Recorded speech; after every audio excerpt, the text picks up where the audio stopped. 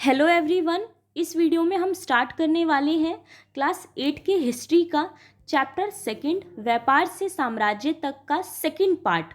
First part हम last video में cover कर चुके हैं, जिसमें हमने पढ़ा था कि ईस्ट इंडिया कंपनी भारत में व्यापार के उद्देश्य से सन 1600 में आई थी। कंपनी ने बंगाल से व्यापार की शुरुआत की थी, जिसके लिए पहली फैक्ट्री 1651 में हुगली नदी के किनारे शुरू की थी।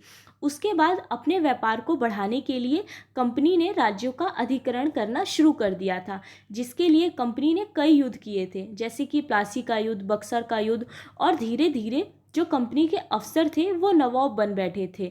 इन सारे टॉपिक को हम कवर कर चुके हैं। अब इसके आगे का जो चैप्टर है वो हम इस वीडियो में कंटिन्यू करेंगे कि कैसे जो कंपनी थी उसने अपने शासन को और ज़्यादा फैलाया था। तो अगर आपने लास्ट वीडियो नहीं देखा है तो डिस्क्रिप्शन बॉक्स में उसका लिंक है, आप जाके पहले उससे देखिए, तभी आपको ये चैप्टर ज़्यादा अच्छे से समझ में आएगा। तो आइए शुरू करते हैं इस वीडियो का सबसे पहला टॉपिक, कंपनी का फैलता शासन, यानी जो कंपनी थी वो कैसे अपने शासन को अब और ज़्यादा फैला रही थी। तो 1757 से 1857 के बीच ईस्ट इंडिया कंपनी ने कई भारतीय राज्यों पर कब्जे किए थे। तो जो कंपनी थी उसने 1757 यानी जब प्लासी का युद्ध हुआ था, जब प्लासी का युद्ध किया था, जो कि कंपनी की पहली सबसे बड़ी जीत थी। और उसके बाद 1857 तक, जब 1857 का रिवॉल्ट हुआ था, इस दौरान लगभग 100 सालों में कंपनी ने बहुत सारे राज्यों पर कब्जे कर लिए थे। किसी अनजान इलाके में कंपनी ने सीधे सैनिक हमला प्रायः नहीं किया, बल्कि उसने किसी भी भारतीय रियासत का अधिग्रहण करने से पहले विभिन्न राजनीतिक, आर्थिक और कूटनीतिक साधनों का इस्तेमाल किया। तो जो कंपनी थी वो किसी भी राज्यों का जब अधिग्रहण करती थी, यानी उसके ऊपर कब्जा करने जाती थी, अपने एम्पायर को जो वो एक्सटेंड करने की कोशिश करती थी, तो ऐसा नहीं था कि वो हमेशा मिलिट्री अटैक से ही अपने एम्पायर को बढ़ाने की कोशिश करती थी, बल्कि इसके अलावा वो कई तरह के पॉलिसी बनाती थी। जो कंपनी थी उसने कई तरह की राजनीतिक, आर्थिक और कूटनीतिक साधनों का इस्तेमाल किया था। जो ईस्ट इंडिया कंपनी थी उसने किसी भी राज्य को अपने अंडर लेने के लिए सैनिक हमलों से ज़्यादा, यानी मिलिट्री अटैक से ज़्यादा, बहुत सी ऐसी पॉलिसी बनाई थी जिसके द्वारा वो किसी भी दूसरा जो राज्य होता था, जो भी स्टेट होता था इंडिया को, उसे अपने अंडर में कर लिया करती थी। बहुत सी उसकी पॉलिसी थी जिसे हम एक एक करके आगे वीडियो में देखेंगे। जैसे कि उसने रेजिडेंट तैनात कर दिए थे, अपने सहायक संधि की शुरुआत कर दी थी, विलय नीति स्टार्ट कर दिया था, प्रत्यक्ष सैनिक टकराव करने लगे थे वो लोग। इसके अलावा सर्वोच्चता का दावा, ये सारी चीज़ें हम एक एक करके आगे पढ़ेंगे। तो सबसे पहले हम स्टार्ट करते हैं रेजिडेंट तैनात करना, कि कैसे रेजिडेंट को तैनात करके जो कंपनी थी वो किसी राज्य को अपने कब्जे में ले लिया करती थी। तो बक्सर की लड़ाई जो कि 1764 में हुई थी, उसके बाद कंपनी ने भारतीय रियासतों में रेजिडेंट तैनात कर दिया। यह कंपनी के राजनीतिक या व्यावसायिक प्रतिनिधि होते थे। उनका काम कंपनी के हितों की रक्षा करना और उन्हें आगे बढ़ाना होता था। तो जो रेजिडेंट होते थे, जो कि कंपनी का ही एक आदमी होता था, उसे किसी भी भारतीय राज्य में जाके बैठा दिया जाता था, जो कि कंपनी की तरफ से राजनीतिक या व्यावसायिक प्रतिनिधि के रूप में काम करता था, कमर्शियल या फिर पॉलिटिकल एजेंट की तरह वो काम करता था। और जो राज्य होते थे उसके जो भी अंदरूनी मामले होते थे उन सब के ऊपर निगरानी रखता था, और ये सारी बातें वो कंपनी के ऑफिसर्स को बताया करता था। ठीक है। रेजिडेंट के माध्यम से कंपनी के अधिकारी भारतीय राज्यों के भीतरी मामलों में भी दखल देने लगे थे।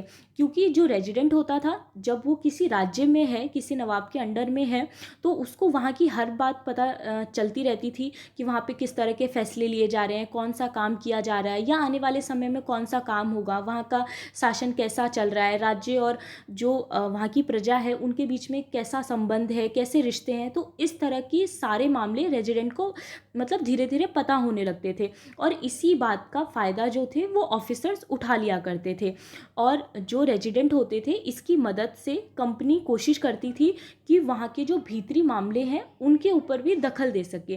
कैसे भीतरी मामले? तो जैसे कि अगला राजा कौन बनेगा इसके ऊपर वो कंट्रोल करना चाहते थे कि किस पद पर किसको बैठाया जाए। इस तरह की चीज़ें भी कंपनी के अफसर ही तय करना चाहते थे, यानी वो पूरी तरह से राज्यों को कंट्रोल में करना चाहते थे। ठीक है, तो उसके लिए उन्होंने सबसे पहली जो अपनी पॉलिसी स्टार्ट की थी वो थी रेजिडेंट तैनात करने की। फिर सेकंड आता है सहायक संधि। सहायक संधि के द्वारा भी जो कंपनी थी उसने बहुत से जो स्टेट थे उसको अपने अंडर में कर लिया था। सबसे पहले हम देखते हैं कि सहायक संधि होती क्या है। तो सहायक संधि में क्या था कि वो किसी भी राज्य को जैसे अपना फ्रेंड सा बना लेती थी, एक अलायंस कर लेती थी कि ठीक है आप हमारे साथ संधि कर लीजिए, और उसके बाद जो स्टेट होता था उसको सेना रखने की इजाज़त नहीं होती थी। ठीक है, इसको पढ़ते हैं हम कि कई बार कंपनी ने रियासतों पर सहायक संधि भी थोप दी। जो रियासत इस बात को मान लेती थी उसे अपनी स्वतंत्र सेनाएं रखने का अधिकार नहीं रहता था। तो वो जो कंपनी थी वो किसी राज्य के ऊपर, कंपनी है किसी राज्य के ऊपर सहायक संधि थोप देती है या उसको मतलब बोल देती है कि आप हमारे साथ सहायक संधि कर लीजिए। और सहायक संधि के बाद क्या होता था कि जो राज्य होता था वो अपने लिए स्वतंत्र सेना नहीं रख सकता था, यानी अपनी मिलिट्री नहीं रख सकता था। ठीक है, तो ऐसे बहुत से राज्य हुए जिन्होंने मतलब सहायक संधि को अपनाया और उसके बाद वो अपनी मिलिट्री नहीं रख पाते थे। ठीक है, तो ऐसा नहीं था कि मतलब अंग्रेज जो थे, जो कंपनी थी वो बहुत ज़्यादा दयावान हो गई थी इस वजह से वो ऐसा करने लगी थी। ऐसा नहीं था, बल्कि उसको इसके बदले में पैसे मिलते थे, उसे कंपनी की तरफ से सुरक्षा मिलती थी और सहायक सेना के रख रखाव के लिए वो कंपनी को पैसा देती थी। तो जो राज्य है, राज्य अपनी सेना नहीं रखेगी, इसके बदले में जो कंपनी है वो उसको सुरक्षा देने का काम करती थी। ठीक है, और इसके बदले में जो राज्य है वो कंपनी को पैसा देगा। ओके, अगर भारतीय शासक रकम अदा करने में चूक जाते थे तो जुर्माने के तौर पर उनका इलाका कंपनी अपने कब्जे में ले लेती थी। लेकिन कभी अगर ऐसा हो गया कि कोई राज्य पैसा नहीं चुका पाया, क्योंकि उसको हर महीने एक फिक्स अमाउंट होता था जो कंपनी को चुकाना पड़ता था, ठीक है, अपनी तरफ से। लेकिन अगर कभी ऐसा हुआ किसी कारणवश कि कम मतलब राज्य के पास पैसा नहीं हुआ या वो बहुत ज़्यादा घाटे में जा रहा है, तो अगर राज्य पैसा नहीं चुका पाया कंपनी को, तो कंपनी क्या करती थी, उसके आधे इलाके को या फिर उसके मतलब जो भी उसकी पॉलिसी होती थी उसके तहत वो उस इलाके को अपने अंडर में ले लेती थी। ठीक है, ऐसा हुआ भी था, जैसे कि हम एक एग्जांपल से देखते हैं। जैसे जब रिचर्ड वेलेस्ली जो थे, ये हैं Richard Wellesley, Wellesley governor general थे ये 1798 से 1805 तक। उस समय अवध के नवाब को 1801 में अपना आधा इलाका कंपनी को सौंपने के लिए मजबूर किया था। तो इन्होंने क्या किया था कि अवध के जो नवाब थे उनको 1801 में अपना आधा इलाका यानी अवध का जो हाफ पार्ट था उसको देना पड़ा था। क्यों? क्योंकि ये भी पैसे नहीं चुका पाए थे। इन्होंने सहायक संधि कर ली थी उसके साथ, ईस्ट इंडिया कंपनी के साथ, और उसके बाद क्या कि जब ये अपना पैसा नहीं चुका पाए तो इन्हें अपना आधा इलाका उन्हें देना पड़ा था। इसके अलावा जो हैदराबाद थे, हैदराबाद के निज़ाम, उनके साथ भी ये सेम चीज़ हुई थी कि हैदराबाद के जो निज़ाम थे उन्होंने भी सहायक संधि कर ली थी, और जब वो अपना पैसा नहीं चुका पाए थे तो उसके बाद उनका भी इलाका छीन लिया था। तो एक क्वेश्चन आ सकता है आप लोगों के मन में कि ऐसा मतलब क्यों होता था, जब जो राज्य थी उसकी तो पहले से ही सेना हुआ करती होगी, तो फिर वो क्यों ये सहायक संधि करती थी? ठीक है, सहायक संधि क्यों करती थी वो? क्यों मतलब अंग्रेज़ों से सुरक्षा लेने की कोशिश करती थी?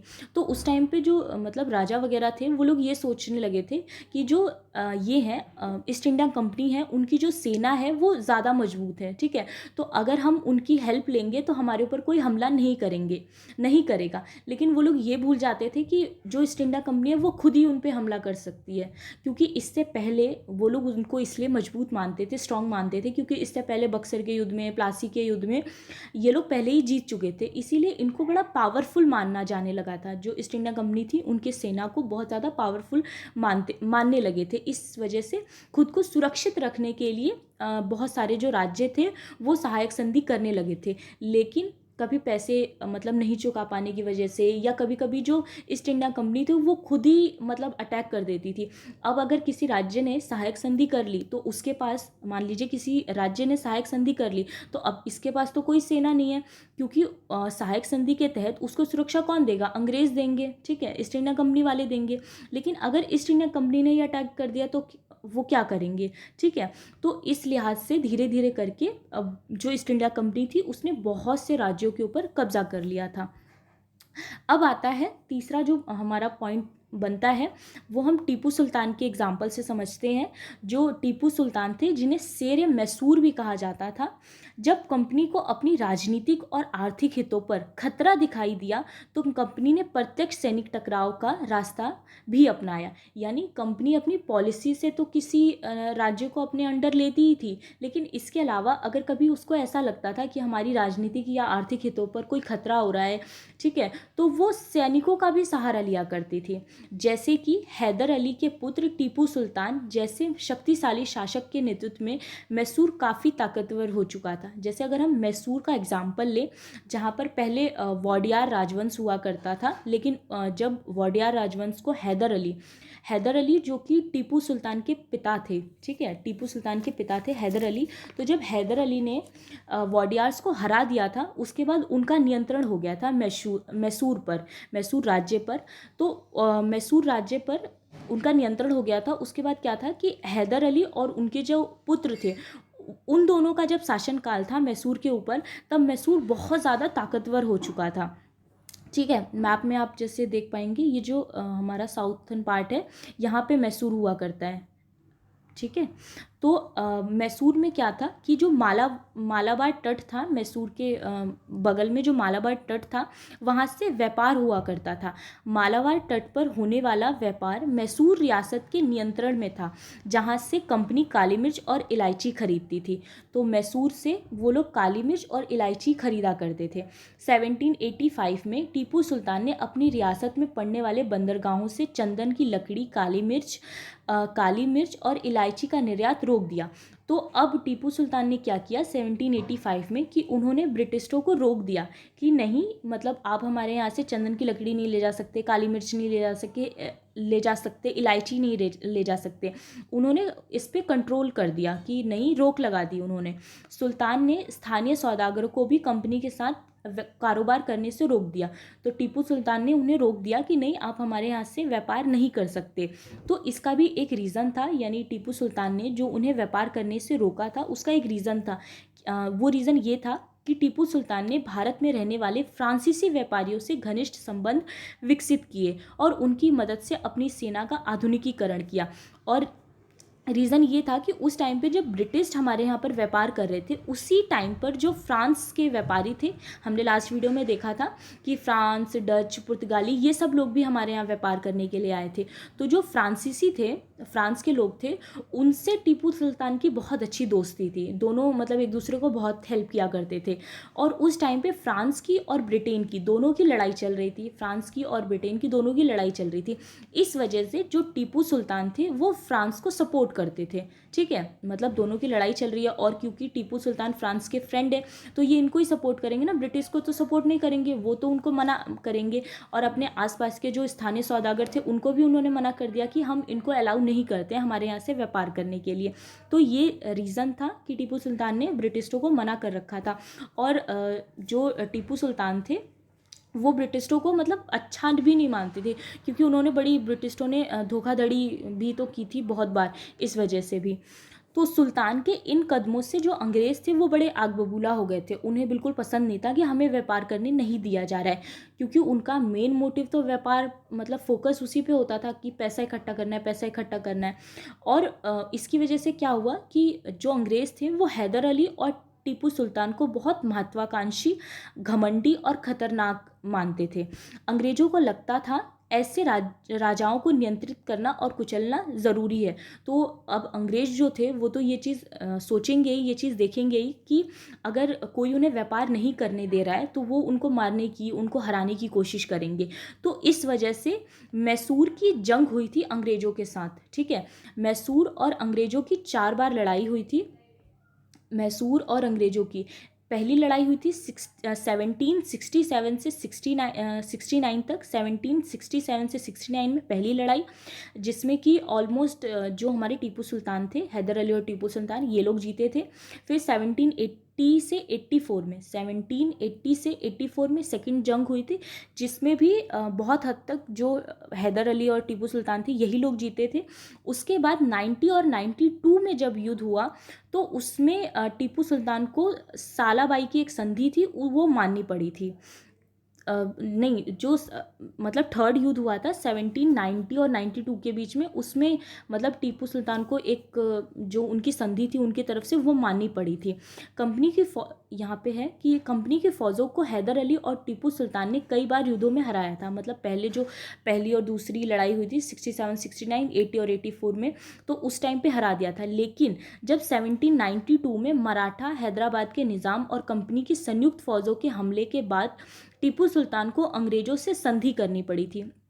क्या हुआ था कि 1792 का जब युद्ध हो रहा था, थर्ड वाला जो वॉर हो रहा था, उसमें जो मैसूर था, ठीक है, उसके खिलाफ कौन कौन हो गया था, जो अंग्रेज़ थे उनके साथ मराठा जाके मिल गए थे, अंग्रेज़ों के साथ मराठा जाके मिल गए थे, जिसकी वजह से मैसूर कहीं ना कहीं हार गया था।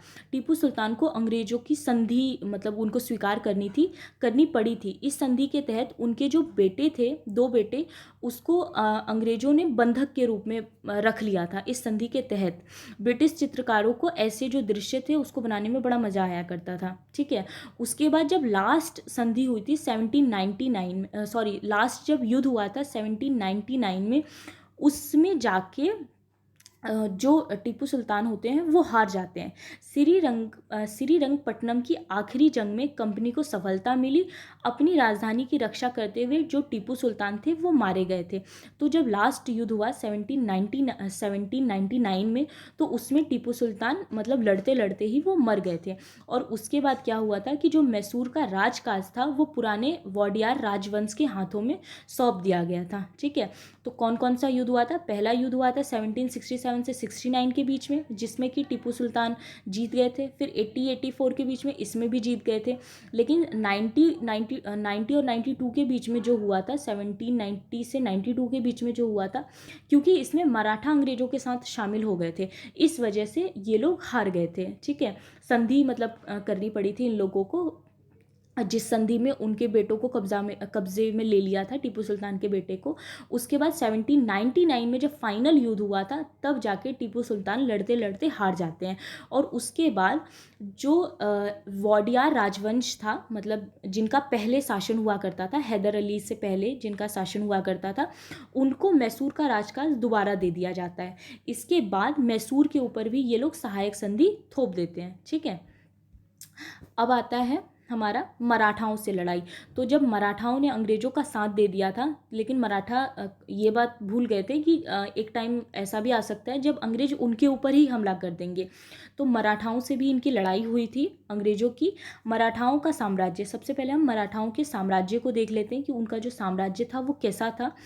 18वीं शताब्दी के आखिर में कंपनी मराठों की ताकत ख़त्म करने के बारे में सोचने लगी। तो अब कंपनी का जो अगला निशाना था वो मराठों के ऊपर था, ठीक है।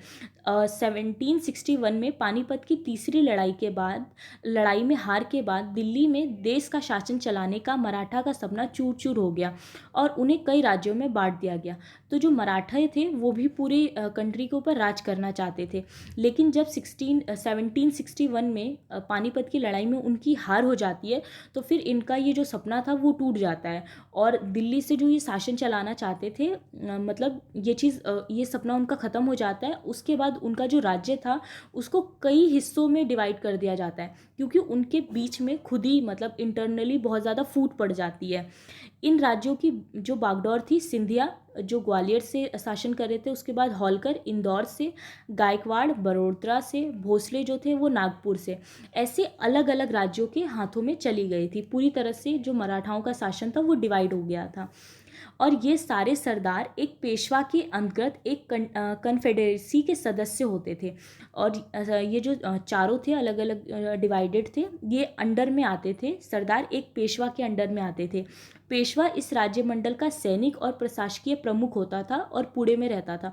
तो जो पेशवा होता था वो सबसे महत्वपूर्ण माना जाता था, मतलब हेड होता था, और इसके अंडर में बाकी के चारों आते थे। और जो पेशवा होता था वो पुणे में रहा करता था। ठीक है।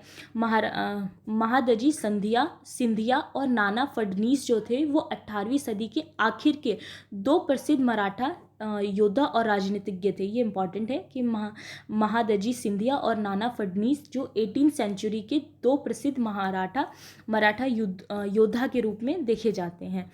अब मराठों और ब्रिटिशों के बीच में भी युद्ध होता है, जिसका पहला जो युद्ध होता है वो 1775 से 82 में सालबाई संधि के साथ खत्म हुआ, जिसमें कोई पक्ष नहीं जीत पाया था। तो सबसे पहले अंग्रेजों का और ब्रिटिशों का जो युद्ध हुआ था वो 1775 से 1782 के बीच में युद्ध हुआ था। लेकिन क्योंकि इसमें कोई नहीं जीता था, ना तो ब्रिटिश जीते थे और ना ही मराठा लोग जीते थे, तो इस वजह से इसे सालबाई संधि के तहत ख़त्म कर दिया गया था। सालबाई संधि के तहत ख़त्म करने का मतलब ये जो संधि थी इसमें बहुत सी बातें थी वैसे तो, लेकिन एक इम्पॉर्टेंट चीज़ ये थी कि 20 साल तक शांति वार्ता करके रहेंगे वो लोग। यानी ना ब्रिटिश उनके मामलों में दखल अंदाजी करेंगे मराठों के, और ना मराठा इनके ब्रिटिशों के मामलों में दखल अंदाजी करेंगे। इसीलिए 20 साल तक कोई युद्ध नहीं हुआ था। उसके बाद जो सेकंड वॉर हुआ था वो 1803 से 5 के बीच में हुआ था। इसका नतीजा ये निकला था कि उड़ीसा और यमुना के उत्तर में स्थित आगरा व दिल्ली सहित कई भूभाग अंग्रेज़ों के कब्जे में आ गए थे। तो इस वाले युद्ध को जीत के उन लोगों ने उड़ीसा और यमुना के उत्तर में स्थित जो आगरा था और दिल्ली, यहाँ के बहुत सारे इलाकों पे कब्जा कर लिया था। उसके बाद 1817 से 19 के तीसरे अंग्रेज मराठा युद्ध में मराठों की ताकत को पूरी तरह से कुचल दिया।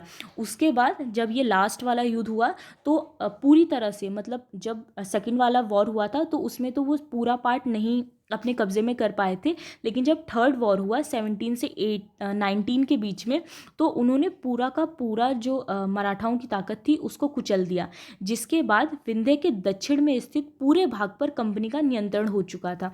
और इसके बाद कंपनी ने क्या किया कि विंध्य के दक्षिण का जो भाग था उस पूरे भाग के ऊपर अब सिर्फ ब्रिटिशों का, कंपनी का ही पूरा का पूरा कब्जा था। अब आता है सर्वोच्चता का दावा, यानी ये अगला पॉइंट है हमारा, सर्वोच्चता का दावा, कि अब जो कंपनी थी वो खुद को बिल्कुल मतलब पावरफुल समझने लगी थी। हर तरह का अधिकार उनके पास है, इस तरह की मतलब सोच रखने लगी थी। ठीक है, इसको ही कंटिन्यू करेंगे अब हम, कि 19वीं सदी की शुरुआत से कंपनी क्षेत्रीय विस्तार की आक्रामक नीति पर चल रही थी। लॉर्ड हेस्टिंग्स 1813 से 1823 के नेतृत्व में इस टाइम पे सर्वोच्चता की एक नई नीति शुरू हुई थी। तो जो लॉर्ड हेस्टिंग्स थे 1813 से 1823 के बीच में, इन्होंने इस सर्वोच्चता की नई नीति की शुरुआत की थी। और इसमें क्या था कि कंपनी का दावा था कि उसकी सत्ता सर्वोच्च है, इसीलिए वह भारतीय राज्यों से ऊपर है। तो अब कंपनी ये बोलने लगी कि हम बहुत ज़्यादा ताकतवर हैं, हमने इतने सारे राज्यों को जीता है, हमारी जो सत्ता है वो सबसे ऊपर है, हम सबसे सर्वोच्च हैं। ठीक है, तो अब वो ये मानने लगी कि अपने हितों की रक्षा के लिए वो भारतीय रियासतों का अधिग्रहण करने या उनको अधिग्रहण की धमकी देने का अधिकार अपने पास मानती है। तो जो कंपनी थी वो ये बात मानने लगी थी क्योंकि हम सबसे ऊपर हैं, हम सबसे ज़्यादा सुप्रीम हैं, तो इस वजह से अगर मतलब हमें ज़रूरत हो अपने हितों की रक्षा के लिए, हम अगर चाहें तो किसी भी राज्य का अधिग्रहण कर सकते हैं या उनको अधिग्रहण की धमकी भी दे सकते हैं। लेकिन उनकी जो ये पॉलिसी थी या उनकी जो ये सोच थी, ऐसा नहीं था कि हर कोई उसको बिल्कुल सर झुका के मान ले रहा था, ऐसा नहीं था। ये जो उनकी प्रक्रिया थी ये बेरोक टोक नहीं चली थी, यानी ऐसा नहीं था कि हर कोई उनकी हर बात को, मतलब जो भी उनकी मनमानी होता था उसको मान लेता था, ऐसा नहीं था। जिसका एक एग्जाम्पल हम देखते हैं, जब अंग्रेज़ों ने किट्टूर, जो कि कर्नाटक में है, के छोटे से राज्य को कब्जे में लेने का प्रयास किया था, तो रानी चेन्नम्मा ने विरोध किया। तो वहाँ की जो रानी थी, रानी चेन्नम्मा, जैसे हमने रानी लक्ष्मीबाई वगैरह के बारे में पढ़ा होगा आपने, तो उसी तरह कित्तूर की जो रानी थी, रानी चेन्नम्मा, उसने विरोध कर दिया था। 1824 में उन्हें गिरफ्तार किया और 1829 में उन्हें मतलब जेल में डाल दिया गया था और वहीं पर उनकी मृत्यु हो गई थी। 24 में उन्हें गिरफ्तार किया गया और 1829 में उनकी मृत्यु हो जाती है जेल के अंदर ही। उसके बाद क्या होता है कि जो चेन्नम्मा के बाद कित्तूर स्थित संगोली के एक गरीब चौकीदार रायन्ना, तो वहीं पे एक चौकीदार हुआ करते थे जिनका नाम था रायन्ना, उन्होंने इस प्रतिरोध को जारी रखा, इसको कंटिन्यू करा। चौतरफा समर्थन और सहायता से उन्होंने बहुत सारे ब्रिटिश शिविरों और दस्तावेजों को नष्ट कर दिया। तो मतलब हर तरफ से हेल्प लेके उन्होंने बहुत कोशिश की और ब्रिटिश के बहुत सारे जो शिविर थे और दस्तावेज थे उसको नष्ट भी करा, मतलब बहुत हद तक वो कामयाब भी हुए। लेकिन फिर भी उन्हें भी अंग्रेज़ों ने पकड़ लिया और 1830 में 1830 में फांसी पर लटका दिया था। ठीक है, उसके बाद अगला एग्जाम्पल हम पंजाब का देखते हैं। पंजाब में क्या हुआ था कि 1830 के दशक के अंत में ईस्ट इंडिया कंपनी को रूस का भय था, क्योंकि जो रशिया था, जो रूस था, वो भी अपने साम्राज्य को विस्तार करने की कोशिश कर रहा था। तो ब्रिटिशों को बड़ा डर था कि कहीं ये मतलब फैलते फैलते इंडिया में भी ना जाए, कि कहीं रूस भारत को भी अपनी चपेट में ना ले ले, जिसके कारण अंग्रेजों ने उत्तर पश्चिम भारत पर भी अपना नियंत्रण स्थापित करना शुरू कर दिया। तो अब इंडिया का जो पार्ट था, तो अब अंग्रेजों ने क्या किया कि उत्तर पश्चिम का जो इलाका था वहाँ पर भी अपना कंट्रोल करना स्टार्ट कर दिया था। 1838 से 1842 के बीच अफगानिस्तान के साथ एक लंबी लड़ाई लड़ी और वहाँ अप्रत्यक्ष कंपनी शासन स्थापित कर लिया। तो अब अंग्रेजों ने क्या किया, जो कंपनी थी उन्होंने अफगानिस्तान जो था, मतलब पहले तो ये सारी बाउंड्रीज क्लियर नहीं थी ना कि कहाँ से लेके कहाँ तक की कंट्री किसकी है, तो उन लोगों ने अफगानिस्तान में भी लड़ाई लड़ी ब्रिटिशों ने और वहाँ पर अपना इनडायरेक्ट तरीके से शासन स्थापित कर लिया। उसके बाद 1843 में सिंध पर उसने कब्जा कर लिया, कब्जे में आ गया। इसके बाद पंजाब की बारी थी। अब कंपनी क्या चाहती थी कि वो पंजाब पे भी कब्जा कर ले, लेकिन यहाँ पर महाराजा रणजीत सिंह थे, जो कि उस टाइम के बहुत शक्तिशाली राजा थे। उन्होंने कंपनी को रहने नहीं दिया, मतलब उन्होंने वहाँ पे उनकी दाल नहीं गलने दी। उन्होंने मतलब उनके साथ लड़ाई लड़ी और उनको बिल्कुल मतलब खदेड़ दिया था वहाँ से। लेकिन 1839 में क्या होता है कि वो मर जाते हैं, उनकी मृत्यु हो जाती है और उसके बाद इस रियासत के साथ 2 लंबी लड़ाइयाँ हुई। 1839 में उनकी मृत्यु के बाद इस रियासत के साथ 2 लड़ाइयाँ हुई और उसके बाद 49 में अंग्रेज़ों ने पंजाब का भी अधिग्रहण कर लिया। जब उनकी डेथ हो जाती है तो उसके बाद वहाँ पर भी वो उसको कब्जे में ले लेते हैं। ठीक है, अब आता है हमारा विलय नीति। अगला टॉपिक है हमारा विलय नीति का। विलय नीति क्या होती थी, तो 1848 से 1856 में लॉर्ड डलहौजी ने एक नई नीति अपनाई जिसे विलय नीति का नाम दिया गया। तो पहले हम समझ लेते हैं कि विलय नीति क्या थी। तो यह सिद्धांत इस तर्क पर आधारित था कि अगर किसी शासक की मृत्यु हो जाती है और उसका कोई पुरुष वारिस नहीं है तो उसकी रियासत हड़प ली जाएगी, यानी कंपनी के भूभाग का हिस्सा बना ली जाएगी। तो ये जो ईस्ट इंडिया कंपनी थी, कुछ ज़्यादा ही ये लोग मतलब इंटेलिजेंट बनने की कोशिश करते थे, समझदार, कुछ ज़्यादा ही होशियार थे ये लोग। ठीक है, तो इन लोगों ने अब एक नई पॉलिसी ला दी कि कोई राज्य है, ठीक है, उस राज्य का जो राजा है, अगर कभी ऐसा होता है कि उस राज्य का जो राजा है उसका कोई पुत्र नहीं है, ठीक है, उसका अपना कोई पुत्र नहीं है, अपना वारिस, कोई पुरुष वारिस, मतलब कोई लड़की नहीं होनी चाहिए, कोई लड़का ही होना चाहिए और उसका अपना होना चाहिए। लेकिन अगर नहीं होता है किसी राजा की अपनी कोई संतान, पुरुष संतान यानी लड़का नहीं होता है, तो मतलब कंपनी क्या करेगी, उस राज्य को अपने अंडर में ले लेगी, उस रियासत को हड़प लेगी। ठीक है, और इस पॉलिसी के तहत उसने कई सारे राज्यों को हड़पा भी था, जैसे कि सतारा को 1848 में, सबलपुर जो था उसको 1850 में, उदयपुर को 1852 में, नागपुर को 1853 में और झांसी को 1854 में। आपने इसकी स्टोरी शायद सुनी होगी कि जो झांसी की रानी थी, उन्होंने इसी पे लड़ाई की थी। उन्होंने मतलब जो बेबी अडॉप्ट किया था, तो उसको मतलब अंग्रेज़ों ने नहीं माना था कि नहीं ये उनकी अपनी संतान नहीं है, तो इसी वजह से ये झांसी की लड़ाई हुई थी कि उन्होंने झांसी को मतलब अपने अंडर लेने की कोशिश की थी।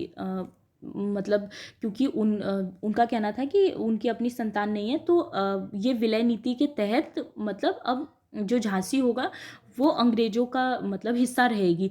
इसी के ऊपर झांसी की जो रानी थी उनकी काफ़ी लंबी जो लड़ाई चली थी। ठीक है, उसके बाद आता है 1856 में कंपनी ने अवध को भी अपने नियंत्रण में ले लिया और इस बार अंग्रेजों ने एक नया तर्क दिया।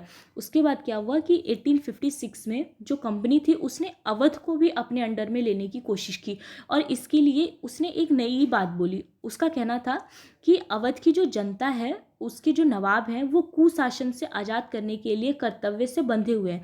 उन्होंने कहा कि वह अवध की जनता को नवाब के कुशासन से आज़ाद कराने के लिए कर्तव्य से बंधे हुए हैं, इसीलिए वह अवध पर कब्जा करने को मजबूर है। कंपनी का कहना था कि जो अवध है, वहाँ के जो नवाब हैं वो अच्छे से शासन नहीं कर रहे हैं, मतलब उनका जो शासन है वो कुशासन है, अच्छा शासन नहीं है, वहाँ की जनता बहुत परेशान है, तो इसीलिए वो उसको कब्जे में लेने की कोशिश करने लगे। ठीक है, जिसके बाद अवध की जो जनता थी वो बहुत ज़्यादा भड़क गई और 1857 का विद्रोह होता है, क्योंकि इस तरह से अपने राजा को गद्दी से हटाना उनसे बर्दाश्त नहीं हुआ, क्योंकि वो अपने राजा को बहुत ज़्यादा रिस्पेक्ट देते थे, बहुत ज़्यादा मतलब उनसे प्यार करते थे, तो वहाँ की जनता को ये चीज़ बर्दाश्त नहीं हुई कि इस तरह से हमारे राजा को उनकी गद्दी से हटाया जाए, जिसके बाद ये 1857 का विद्रोह होता है। तो अंग्रेजों ने किसी भी राज्य को अधिग्रहण करने के लिए, यानी उनको अपने अंडर लेने के लिए, मतलब अलग अलग तरह के षड्यंत्र रचे थे। ठीक है, ये सारी चीज़ें हमने अभी देखी। तो अब हम इस मैप से देखते हैं कि किस किस राज्य पर किस तरह से कब कब अंग्रेज़ों ने बहुत ज़्यादा कब्जा कर लिया था। जैसे अगर सबसे पहला मैप हम देखें 1757 का है, ये 1797 का है ये। ठीक है, जो ये येलो वाली लाइनें आपको दिख रही हैं ये ब्रिटिश शासन के अधीन वाले क्षेत्र हैं।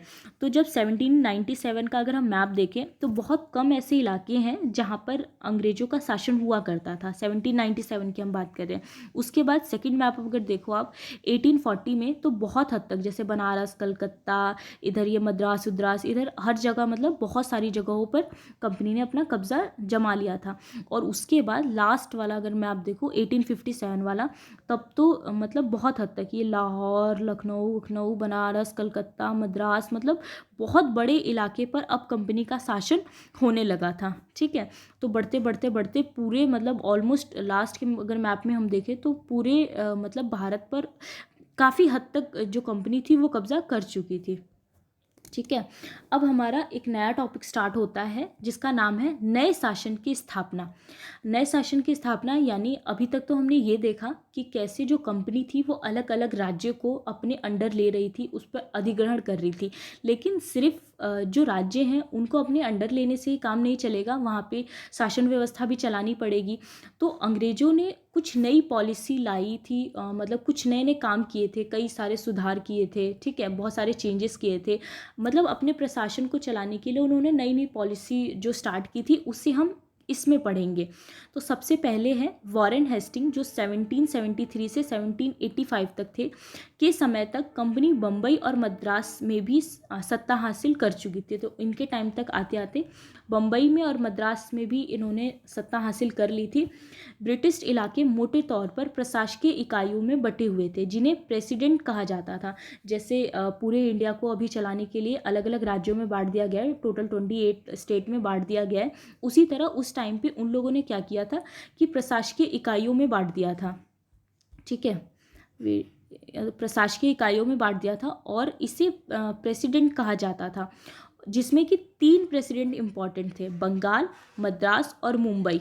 हर एक का शासन गवर्नर के पास होता था, मतलब हर एक का जो शासन होता था वो गवर्नर के पास होता था। सबसे ऊपर गवर्नर जनरल होता था। वॉरेन हेस्टिंग कई सुधार किए, और जो वॉरेन हेस्टिंग थे उन्होंने कई सारे चेंजेस किए थे, कई सारे सुधार किए थे, जिसमें सबसे पहला सुधार हम न्याय व्यवस्था का पढ़ते हैं। ठीक है, जब कंपनी थी तो उसने न्याय व्यवस्था की एक नई पॉलिसी अपनाई थी, क्योंकि इतना बड़ा देश था, तो इतने बड़े देश में इतने सारे लोग हैं, तो हमेशा लोगों के बीच में लड़ाई झगड़े होते होंगे अलग अलग तरह के। पहले के टाइम पे क्या था कि हमारे यहाँ पे जैसे सरपंच होते थे, जो पंच होते थे, वो लोग प्रॉब्लम को सुलझा लिया करते थे। उसके बाद अगर वो मतलब नहीं सुलझा पाए तो लोग राजा के पास चले जाते थे, राजा उस प्रॉब्लम को सुलझा लिया करते। कई सारे टीवी सीरियल्स में या मतलब मूवीज़ में आपने देखा होगा कि लोगों की प्रॉब्लम है, वो राजा के पास जा रहे हैं, राजा उसको सुनते हैं, फिर मंत्री लोग या राजा के जो भी हेल्प करने वाले लोग होते हैं वो उसको सॉल्व करते थे। लेकिन जब ये आए थे कंपनी जब यहाँ पे आई थी तो उन्होंने इस चीज़ में चेंज किया, क्योंकि उन्होंने अपनी कंट्री में कोर्ट सिस्टम को देखा था, जो हमारे यहाँ पर आज है कि कोर्ट होता है और उसमें अलग अलग मामलों को देखा जाता है। तो उसी चीज़ को इन्होंने यहाँ पर भी स्टार्ट किया। 1772 में एक नई न्याय व्यवस्था स्थापित की थी, और वो न्याय व्यवस्था क्या थी कि जिलों में इन्होंने अदालतें बना दी थी। जैसे डिस्ट्रिक्ट है, डिस्ट्रिक्ट में अदालतें बना दी, और वो अदालतें भी दो तरह की होती है जो कि आज है हमारे यहाँ पर अभी भी है। पहली अदालत होती थी फौजेदारी अदालत, और दूसरी अदालत होती थी दीवानी अदालत। फौजेदारी अदालत यानी जो क्रिमिनल कोर्ट होते हैं, जहाँ पर क्रिमिनल वाले मामले मतलब हैंडल किए जाते हैं, जैसे चोरी डकैती मारपीट ये सारे। और दूसरे होते हैं सिविल कोर्ट, दीवानी अदालत, जो ऐसे पारिवारिक टाइप के मामले होते हैं वो सारे दीवानी अदालत में जाते थे। ठीक है, तो दो पार्ट्स में इन्होंने डिवाइड कर दिया था। सबसे पहले हम दीवानी अदालत को देखते हैं कि दीवानी अदालतों के मुखिया यूरोपीय जिला कलेक्टर होते थे।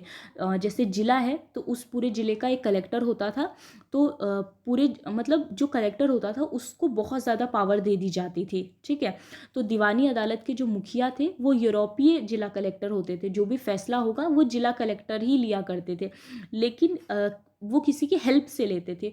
और किसकी हेल्प से लेते थे? तो वो मौलवी और हिंदू पंडित उनके लिए भारतीय कानूनों की व्याख्या करते थे, क्योंकि उन्हें तो नहीं पता होता था ना कि यहाँ का क्या कानून है क्या कानून नहीं है। तो वो लोग मौलवी और हिंदू पंडित दोनों की हेल्प लिया करते थे। ठीक है, उनके अकॉर्डिंग मतलब कि किसी गलती की क्या सज़ा होगी, किस तरह की होगी, तो ये लोग उसको एक्सप्लेन कर देते थे कि इस गलती की अगर किसी ने चोरी की है या मतलब किसी के घर का मामला है कोई, तो इसके लिए ये सज़ा दी जाएगी, इसके लिए ये सज़ा दी जाएगी। और जो लास्ट फैसला होता था वो वहाँ के जो कलेक्टर होते थे वही सुनाया करते थे। इसके अलावा जो फौजदारी मामले थे उसमें काजी और जो मुफ्ती होते थे ये लोग मतलब ये इसके अंतर्गत आते थे, लेकिन वह भी कलेक्टर की निगरानी में ही काम करते थे। इसमें काजी और मुफ्ती ये दोनों लोग रोल मतलब प्ले किया करते थे, लेकिन इन दोनों का जो काम होता था वो होता उनके अंडर में ही था, कलेक्टर के अंडर में ही होता था। जो काजी थे ना वो एक न्यायाधीश की तरह काम किया करते थे, ठीक है, जज की तरह। और जो मुफ्ती होते थे वो मुस्लिम समुदाय के एक न्यायविद होते थे, जो कानूनों की व्याख्या करते थे कि हमारे ये कानून है इस तरह के, ये सारी चीज़ें। ठीक है, लेकिन इस चीज़ में भी एक प्रॉब्लम थी। प्रॉब्लम ये थी कि ब्राह्मण पंडित धर्मशास्त्र की अलग अलग शाखाओं के हिसाब से स्थानीय कानूनों की अलग अलग व्याख्या कर देते थे, क्योंकि हमारी जो कंट्री थी वो उस टाइम पे भी बहुत बड़ी थी, अलग अलग मतलब कल्चर थे। ठीक है, तो जो ब्राह्मण पंडित होते थे वो धर्मशास्त्र की, जैसे अगर एक साउथ का पंडित है तो वहाँ पर जो उनका धर्मशास्त्र होगा उसमें कुछ अलग रूल एंड रेगुलेशन होंगे, बल्कि जो नॉर्थ होगा यहाँ के रूल रेगुलेशंस अलग होंगे। तो इस वजह से स्थानीय कानूनों की जो व्याख्या होती थी वो भी अलग अलग हो जाती थी। यानी जैसे अगर किसी ने चोरी की है, ठीक है, तो चोरी करने की ऐसा हो सकता है कि जो साउथ का पंडित होगा वो उसके लिए कुछ और सज़ा दे रहा है, लेकिन जो नॉर्थ का पंडित है वो उसके लिए कोई और सज़ा बता रहा है। तो इस वजह से ना बहुत ज़्यादा कन्फ्यूज़ हो जाते थे। धर्मशास्त्र में बता देती हूँ आपको क्या होता है। तो धर्मशास्त्र जो होता था कि ये संस्कृत की एक ऐसी कृति होती थी जिसमें सामाजिक तौर तरीकों को और आचरण के जो सिद्धांत होते थे उसे लिखा जाता था कि किसी समाज में रहने वाले जो लोग हैं वो किस तरह से बिहेव करेंगे, किसका जो संबंध है वो किसी के साथ कैसा होगा, हमें किसी के साथ कैसा बर्ताव करना है, क्या नियम हैं मतलब समाज में रहने के लिए, ये सारी जो चीज़ें होती थी इसे धर्मशास्त्र कहा जाता था। ठीक है, तो यही चीज़ थी कि जो ब्राह्मण पंडित थे वो धर्मशास्त्र की अलग अलग शाखाओं के हिसाब से स्थानीय कानूनों को अलग अलग मतलब बता दिया करते थे। तो इस वजह से जो कलेक्टर होते थे वो बहुत ज़्यादा कंफ्यूज हो जाते थे।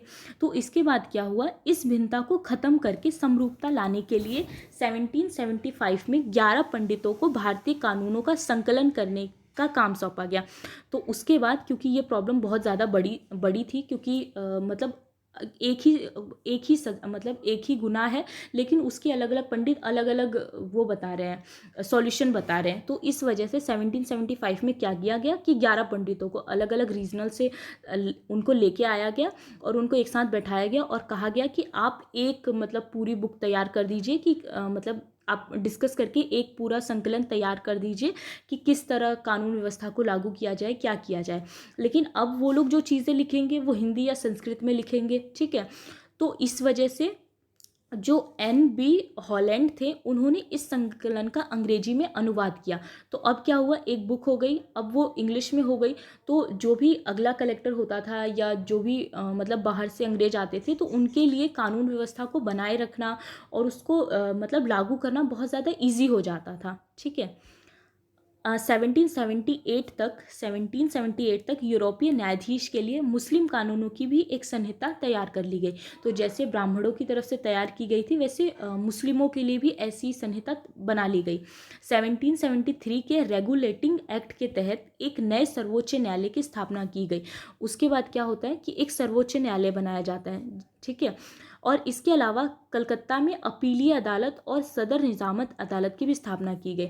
तो उस टाइम पे सर्वोच्च न्यायालय बना लिया गया, जैसे अब हमारा दिल्ली में सर्वोच्च न्यायालय है, तो उसी टाइम पे कलकत्ता में भी अपीलीय अदालत और सदर निजामत अदालत की स्थापना कर ली गई थी, ठीक है। भारतीय जिले में कलेक्टर सबसे बड़ा होता था, मतलब उससे बड़ा कोई नहीं होता था। उसके पास हर तरीके के अधिकार होते थे, ऑलमोस्ट जो अधिकार होते थे वो कलेक्टर के पास ही होते थे। और कलेक्टर का काम क्या होता था, कलेक्टर का काम होता था लगान और कर इकट्ठा करना। लेकिन लगान और कर इकट्ठा करना मतलब वो खुद तो ये काम नहीं करता होगा, क्योंकि मतलब इतनी बड़ी पोस्ट पे है वो, तो वो खुद नहीं करता था, बल्कि वो न्यायाधीशों से, पुलिस अधिकारियों से, दरोगा की सहायता से जिले में कानून व्यवस्था को बनाए रखने का काम करता था। जैसे मतलब लगान वगैरह इकट्ठा करना है तो वो पुलिस अधिकारी, दरोगा की हेल्प ले लेता था। अगर कोई मतलब प्रॉब्लम हो जाती है तो उसमें न्यायाधीशों की मदद ले लेता था, ठीक है। लेकिन जो लास्ट डिसीज़न होता था वो कलेक्टर का हुआ करता था, ठीक है। अब हमारा अगला टॉपिक आता है इसी में कि जो वो प्रशासन चला रहे थे, जो कंपनी थी प्रशासन चला रही थी, उसमें अगला टॉपिक आता है कंपनी की फ़ौज। क्योंकि फ़ौज का बहुत ज़्यादा इम्पॉर्टेंट रोल रहा है। हमने देखा है कि बहुत सी जो लड़ाइयाँ हुई उसमें कंपनी की फ़ौज का बहुत इम्पॉर्टेंट रोल रहा है। तो कंपनी की असली ताकत सत्ता, मतलब असली सत्ता सैनिक ताकत थी। मुगल फौज मुख्य रूप से घुड़सवार और पैदल सेना थी। उन्हें तीरंदाजी और वो तलवारबाजी का प्रशिक्षण दिया जाता था। अगर हम बात करें मुगल टाइम के फ़ौज की, तो मुगल फ़ौज में क्या होता था कि जो सैनिक होते थे वो ज़्यादातर घुड़सवार और पैदल सेना वाले होते थे, ठीक है।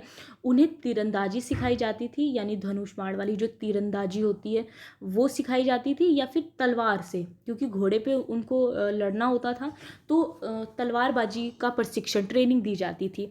सेना में सवारों का दबदबा रहता था। सवारों यानी जो घुड़सवार होते थे उनका दबदबा रहता था। और मुगल साम्राज्य को एक विशाल पेशेवर प्रशिक्षण वाली पैदल सेना की ज़रूरत महसूस नहीं होती थी। और उस टाइम पे जब मुगल साम्राज्य था तो उस टाइम पे घुड़सवार को ज़्यादा इम्पोर्टेंस दिया जाता था, ठीक है। और जो पैदल सेना होती थी उसकी उतनी ज़रूरत उन्हें महसूस नहीं होती थी। इसके पीछे भी कारण था। कारण ये था कि ग्रामीण इलाकों में सशस्त्र किसानों की बड़ी संख्या थी। स्थानीय जमींदार मुगलों को ज़रूरत पड़ने पर पैदल सिपाही मुहैया कराते थे।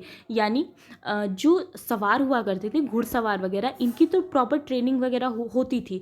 लेकिन जो पैदल चलने वाले सैनिक थे, एक तो ये इतने इंपॉर्टेंट नहीं माने जाते थे, और कभी अगर इनकी ज़रूरत होती थी तो गाँव वाले इलाकों से किसानों को पकड़ के ले आया जाता था, और वही लोग मतलब जो भी युद्ध वगैरह होते थे उसमें शामिल हो जाते थे। तो स्थानीय जमींदार मुगलों को ज़रूरत पड़ने पर पैदल सिपाही मुहैया करा देते थे, ठीक है। किसानों को सैनिक परीक्षण देकर सेना में भर्ती किया जाता था। अब अंग्रेज़ों ने क्या किया कि किसानों को सैनिक मतलब ऐसे किया जाता था। अंग्रेज़ों ने अपनी सेना को सिपाही आर्मी, जो अंग्रेज़ थे वो अपनी सेना को सिपाही आर्मी कहा करते थे, ठीक है। उन्होंने अपने लिए आर्मी बनाना स्टार्ट कर दिया था।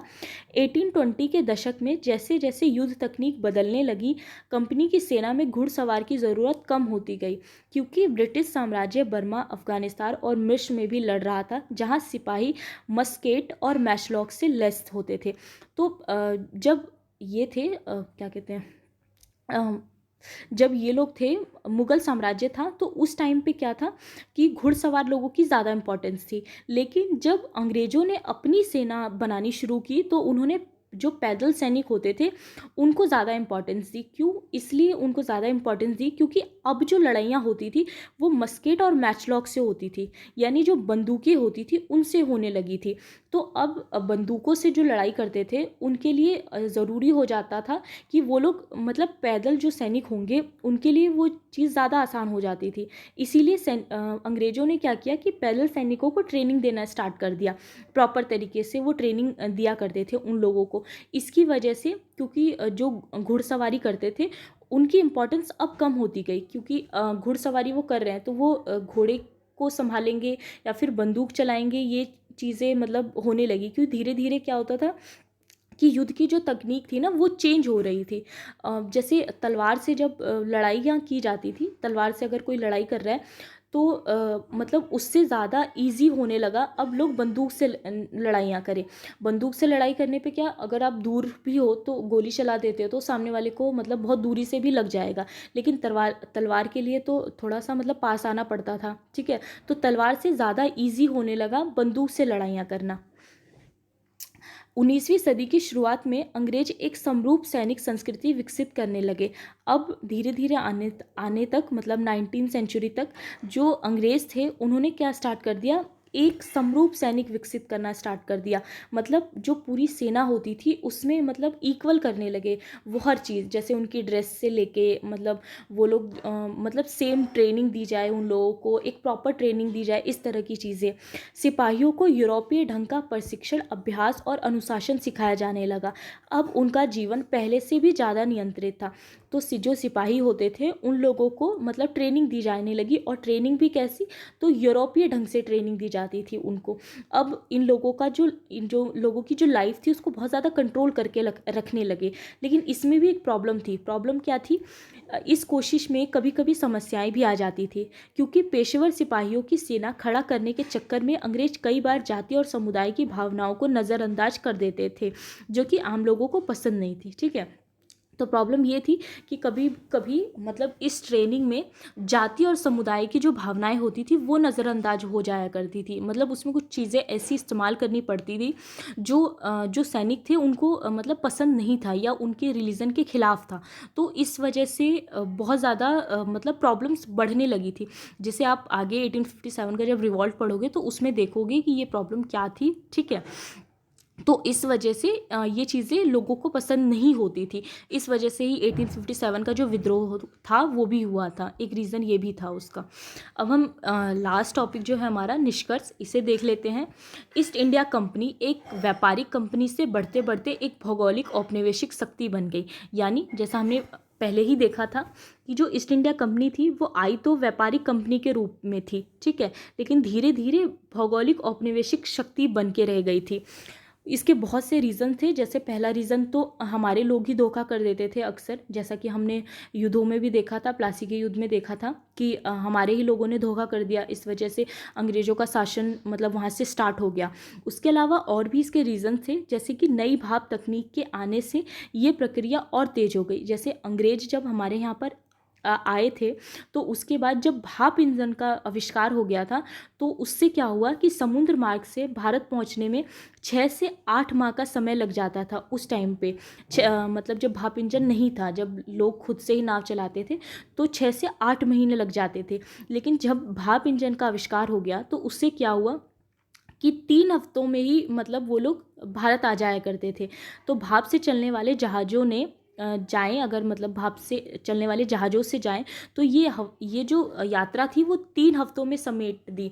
इसके बाद तो ज़्यादा से ज़्यादा अंग्रेज और उनके परिवार भारत जैसे दूर देश में आने लगे। 1857 तक भारतीय उपमहाद्वीप के 63% भूभाग और 78% आबादी पर कंपनी का सीधा शासन स्थापित हो गया। यानी पूरे भारत में लगभग 67 पार्ट पर और 78% की जो आबादी थी उनके ऊपर सीधा डायरेक्ट जो शासन था वो कंपनी का स्थापित हो चुका था, और बाकी का जो भाग था उसके ऊपर इनडायरेक्ट। देश के शेष भूभाग और आबादी पर कंपनी का अप्रत्यक्ष प्रभाव था। इस प्रकार व्यवहारिक स्तर पर ईस्ट इंडिया कंपनी पूरे भारत को अपने नियंत्रण में ले चुकी थी। तो धीरे धीरे कर कर पूरे इंडिया पर अंग्रेजों का कंट्रोल हो गया था।